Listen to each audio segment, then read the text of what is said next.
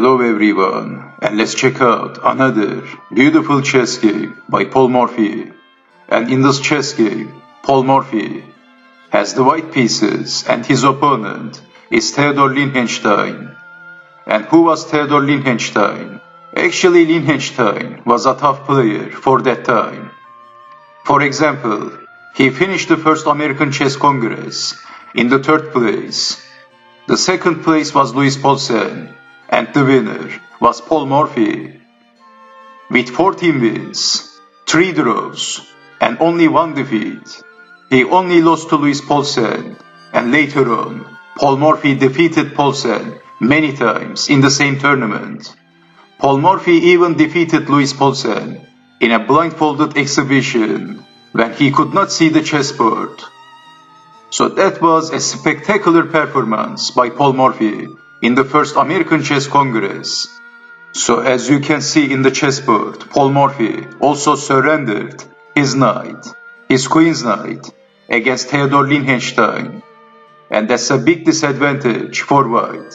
And Paul Morphy starts the game with playing e4, e5, knight to f3, knight to c6, bishop to c4, bishop to c5, b4.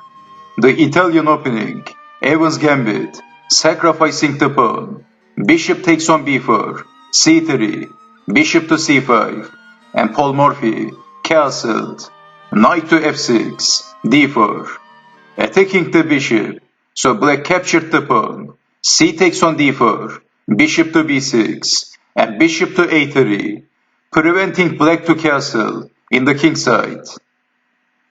A very annoying bishop for black, so black is blocking, and black wants to castle, but there is no time.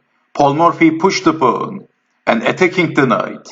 D takes on e5, and queen to b3, by Paul Morphy, and now, Paul Morphy is attacking on f7. Again there is no time for black, and also the diagonal is open, black can't castle. Well, Morphy is attacking on f7, how to defend. Defending with the bishop, and Morphy captured the bishop. F takes on e6, and queen takes pawn, check. Blocking with the knight, and knight takes on e5 by Paul Morphy, threatening checkmate, queen to f7. Well, Paul Morphy is threatening checkmate, so black has to defend. Probably the only defense, rook to f8, defending. The king is looking stuck. This is definitely not an ideal position for black. Look at the king. It looks squeezed. So after rook to f8, Paul Morphy played rook from f to e1, intensifying the pressure. There is enormous pressure on e7, extra defense with the knight, and queen to g4, changing the plans, and now Paul Morphy is attacking the g-pawn, defending. Now attacking the h-pawn, how to defend.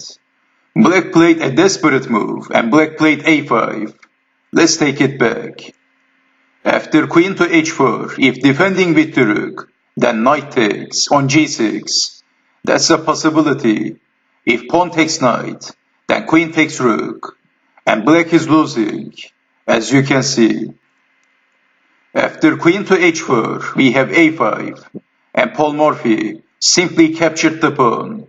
Queen takes on h7, bishop takes on d4 by black, and Lichtenhein is attacking the rook, and also attacking the knight. Paul Morphy captured on g6, and again, there is huge pressure on the knight. There is huge pressure on e7, how to defend. Lichtenhein is blocking the bishop, c5. I'm just going to show you one variation, one possible continuation. If bishop takes rook, then how to defend on e7, bishop takes on e7, and black can't even defend the queen. And if knight takes on e7, then rook takes on e7 with check. Black has to capture the rook, the only move. Then queen takes queen, checkmate. Black is getting checkmated, and there is no defense. So after knight takes on g6, we have c5. This is blocking the diagonal, and after blocking the bishop, Paul Morphy captured the rook.